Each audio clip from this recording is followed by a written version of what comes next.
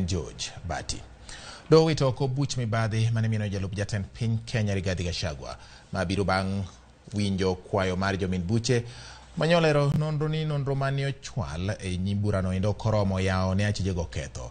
Jal buche Victor Wahumile kata kamano chiwo siem ne joma ne odonjnegi ni nyalo maknegi bura manyien kendo poni neno manyien ochwal kaluwore kod kwayo mar apis jamin wach maduong'.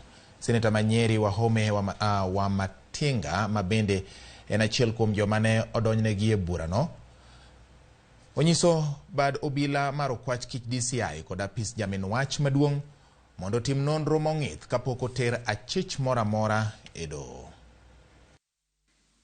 There being no objection to the substantive application by the prosecution to have the matter withdrawn under Section 87A of the Criminal Procedure Code, the application is hereby granted. Now, the accused persons are hereby warned and informed that they may be rearrested in future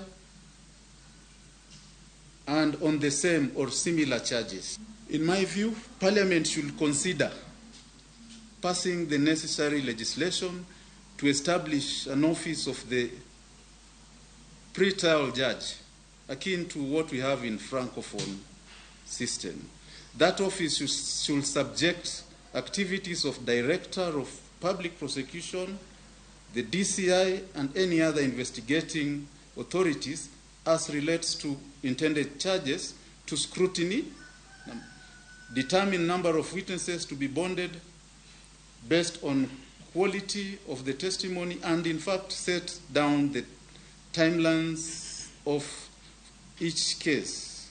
Once such issues are determined, the defense should be invited and full disclosure be done before matters are forwarded for plea taking and commencement of a trial. I state so because I'm horrified to learn that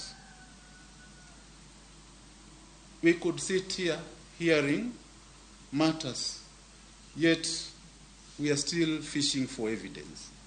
Kenyans need not fear because they belong to a certain affiliation, and this will push and put the registration measures in place to make sure that moving forward no other Kenyan will suffer what we have gone through the last 3 years. It is tormenting, it is traumatizing for our families, it is dehumanizing for our business, it has ruined us, and we actually, as we stand today, could not go to any bank and access any finances because we are the unwanted class of people. That should never happen to any other Kenyan moving forward.